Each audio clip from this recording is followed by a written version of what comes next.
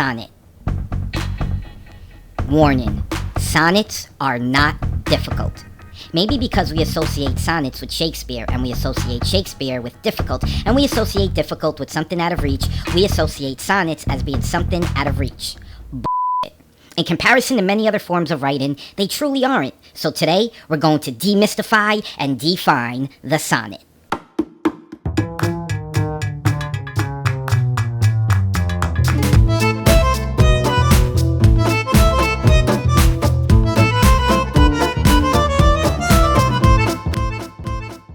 First, we're going to give you the definition of the sonnet with its proper poetic terms. Then, we're going to explain all the terms for those who are not familiar with poetry's jargon. After that, we dive a little into its history and various styles. I promise, after we're all done, you'll feel like you discovered the map to Atlantis.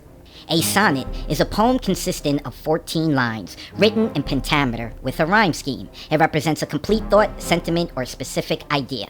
First, pentameter means a line of poetry that is 5 feet in length. A foot is 2 to 3 syllables long. Hence, a line in pentameter can mean 10 to 15 syllables. Be sure to check out one of our previous episodes, Foot and Meter, for a more thorough refresher. The link to the video is in the description. When we mention rhyme scheme, we are referring to end rhymes, meaning the last word or syllable in a line rhyming with the last word or syllable in other lines. And there is a particular order to which lines rhyme with each other. For a refresher on rhyming, check out a previous episode of ours, Alliteration and Rhyme. The link to the video is also in the description box. Okay, let's take a look at some variations of the sonnet to get a better understanding. We're going to begin at the beginning. The Italian word sonetto means a small song or little lyric. This is where we derive the word sonnet from. Yes, my friends, you might have thought Ferrari or pizza or Galileo when it comes to Italy. And if you haven't, now you can add sonnet to that list. Giacomo da Lentini is credited with creating it, but it was 14th century Italian poet Francesco Petrarch who made this form of poetry famous. Hence, the Italian sonnet is better known as the Petrarchan sonnet. It appears as follows. Each line here is given a corresponding letter. Those lines with similar letters rhyme. So, in the Petrarchan sonnet, the first 8 lines, called an octave, are always in this scheme. Lines 1, 4, 5, and 8 rhyme, while lines 2, 3, 6, and 7 rhyme. The last 6 lines, or it's also called a sestet, vary in scheme. Sometimes lines 9, 11, and 13 rhyme, while lines 10, 12, and 14 rhyme. Other times, lines 9 and 12 rhyme, 10 and 13 rhyme, and 11 and 14 rhyme. There are also times when lines 9 and 12... Okay, we get it. Let's move forward. Dude, did Mr. Producer Man just interrupt our film in this episode? I hope he doesn't make this a habit. Though the scheme of the last 6 lines may vary, the last 2 lines are never allowed to rhyme.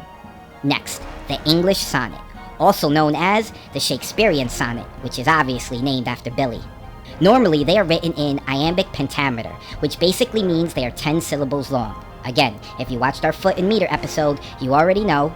An iamb is made up of 1 unstressed syllable followed by 1 stressed syllable. The words delight, belong, perchance are all one-word examples of an iamb. So, this kind of a pentameter is 5 iambs long, which equates to 10 syllables. An English sonnet is broken down into 3 quatrains and 1 couplet. A quatrain is a stanza of 4 lines, and a couplet being a stanza with 2 lines. In a Shakespearean sonnet, lines 1 and 3 rhyme, 2 and 4 rhyme, 5 and 7, 6 and 8, 9 and 11, 10 and 12, and last, lines 13 and 14 rhyme.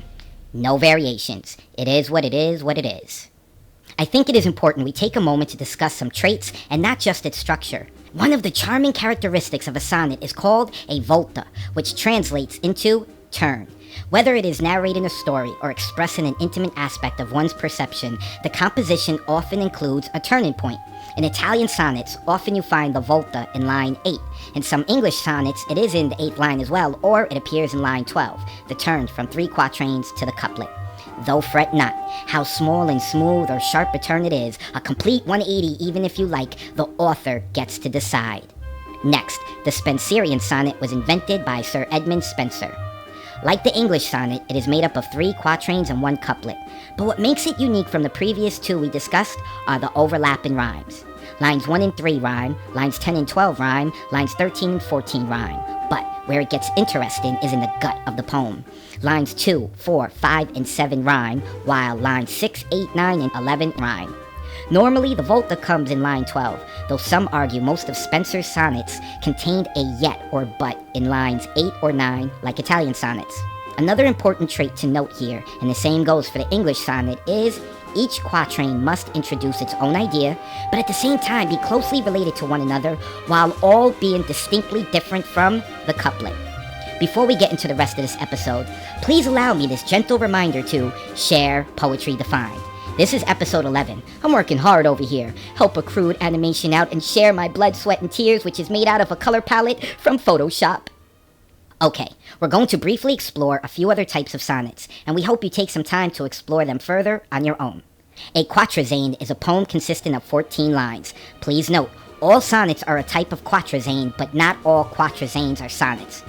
An inverse sonnet has a rhyme scheme and structure which is in the reverse order of a sonnet.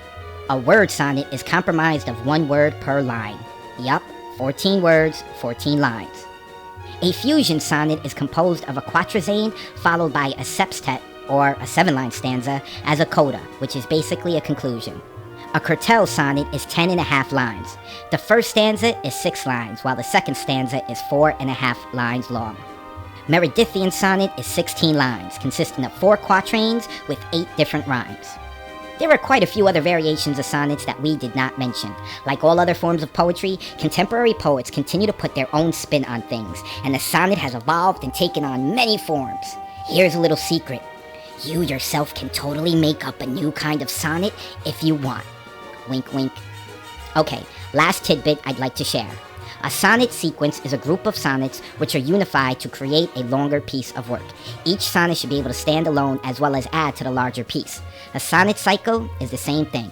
So is a crown of sonnets, also called a corona sonnet, except these types of unified sonnets are normally addressing one person or theme. Also, the first line of the first sonnet is repeated in the last line of the last sonnet. We packed a ton of information into this episode, but I hope this has either alleviated any concerns you had, or it was an informative refresher.